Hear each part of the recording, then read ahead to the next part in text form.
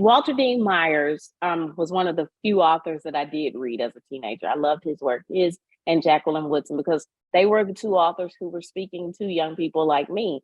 And when I decided that I wanted to be an author, it was around the time Walter Dean Myers released a piece, I want to say it was in the New York Times, saying that we need more diversity in children's literature. He called out the fact that there were few books featuring not only Black kids as the main characters, but Latinx kids, Asian kids, Native American kids.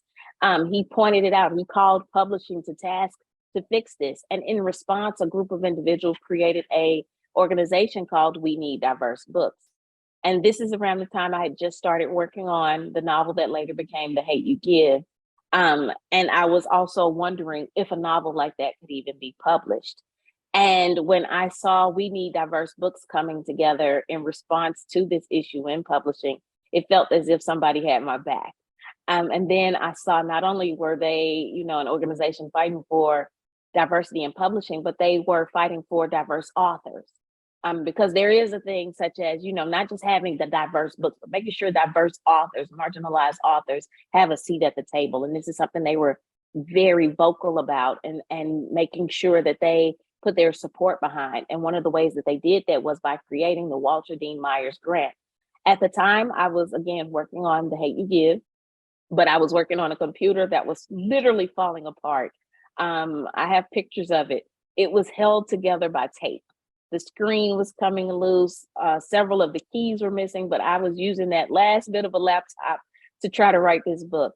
And I saw that they had the Walter Dean Myers Grant through We Need Diverse Books. And I saw that it was for $2,000. And it was not only for $2,000, it was for an aspiring author to use how they see fit. And looking at my laptop, I was like, oh, I really could use that money.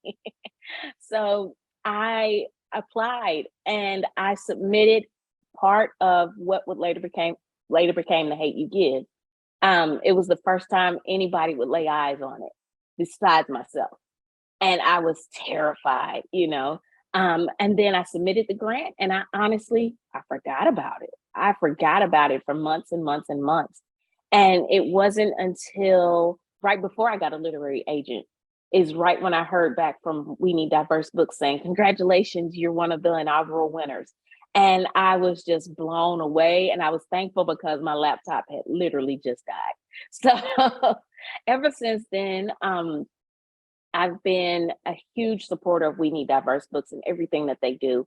I'm friends with one of the co-founders, Danielle Clayton, and I see firsthand how tirelessly she works to change this industry.